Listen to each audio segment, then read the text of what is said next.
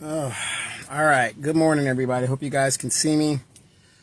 A lot of stuff's happening. I'll get to that later. Join me on the Demetra K Show at 3 p.m. Pacific Standard Time.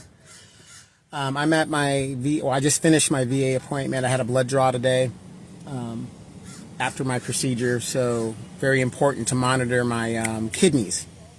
The medication that I'm on is some powerful shit. So the kidneys have to be monitored and stuff. So I just talked to the doctor, let her know that I did the blood draw so she could look at the new results and all that other stuff. But old age is, as we know, for a lot of us is something, right? But anyway, Semper Fi, happy birthday to you Marines and you Marine family members out there. 250 years of serving this country. Doesn't go, what's that, unscripted and what's that show? Unsung. Doesn't go unsung. So I don't got my glasses, so my eyes are kind of messing up.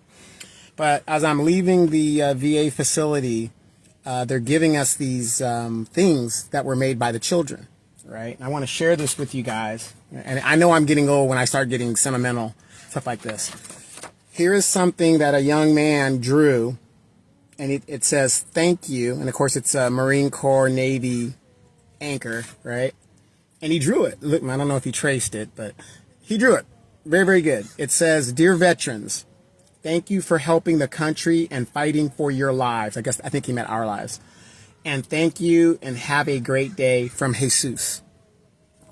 This is what's up. This is what I'm fighting for.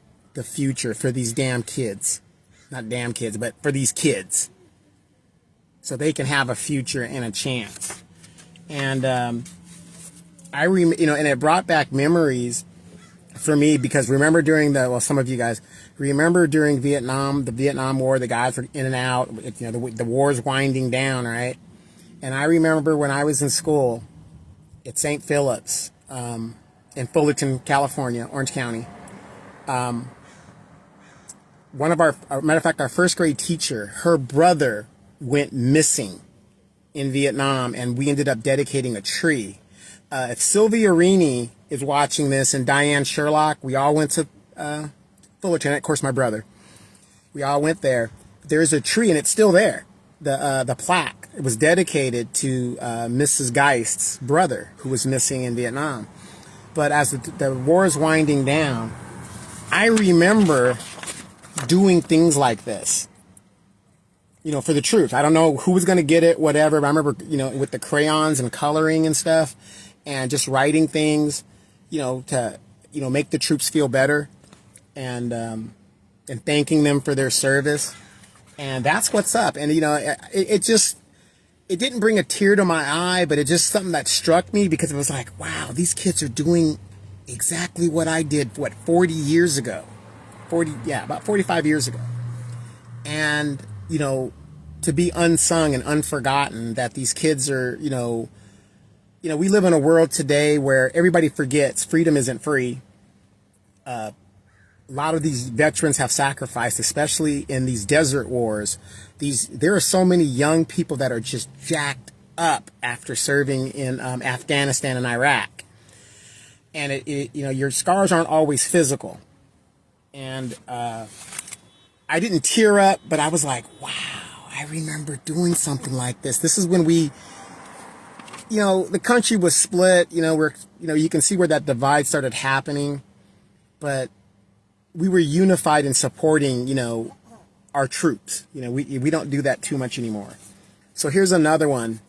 And this was by a Girl Scout troop, and it's made with love from Valentina. Troop 1428. I just want to share this with you guys. I think it's important because these kids put in the effort. And it says, of course, lest we forget. And it says, your service reminds us what the selflessness looks like. Thank you for all you've given. Love, Valentina. That means a lot.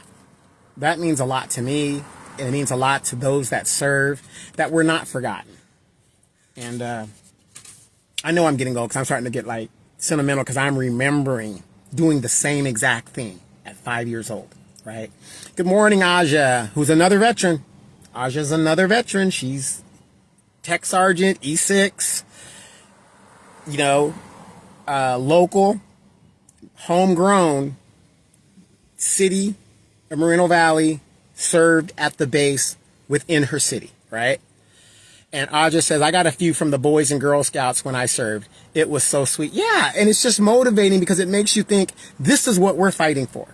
We're fighting for not only, America and our way of life, but we're fighting for the future. We're fighting for the future. That's why we can't sit here and sit on our hands and let the corporations buy up all the properties. We should be able to give these children the same opportunities that we had.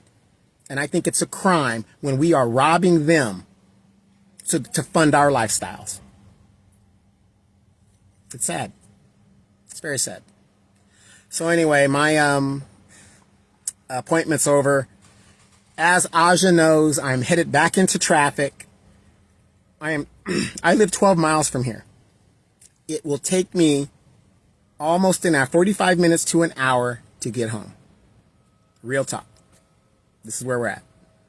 So for those young people that do what they do, thank you guys. I really appreciate that. Really made my day. It really did. And it made me think about when all the turmoil was going on during Vietnam and I really didn't understand it.